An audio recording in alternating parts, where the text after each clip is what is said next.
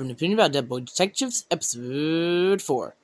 So, this episode, the detectives are going to a lighthouse. And also, feeling the feels. And, so yeah. So, the case of this episode is that a ghost who haunts a lighthouse wants the detectives to get rid of the other ghosts who are now haunting the lighthouse, because there have been newly deads that showed up in the past couple days, because people were jumping off the lighthouse. And we learn why they were jumping off the lighthouse. It was because they heard loved ones' voices, and so they climbed to the top of the lighthouse to get closer to them, and then they jumped off the lighthouse and became newly deads.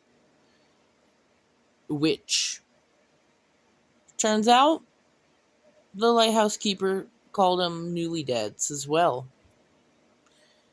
So, I guess I was right in calling newly dead ghosts newly deads. It makes sense. But still.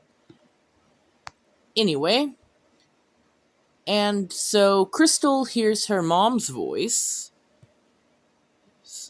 and almost jumps off a bridge, but Nico saves her. And then the night nurse comes from the Afterlife Lost and Found to come and collect Edwin and Charles, but she fails and gets fed to the sea monster. The sea monster is what was making people hear the voices and jumping off the lighthouse. And so, yeah.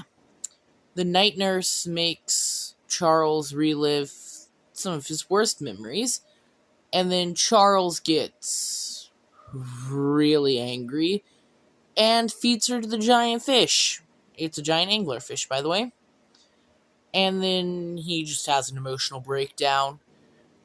And then Nico opens letters from her mom, and Charles and Crystal make out.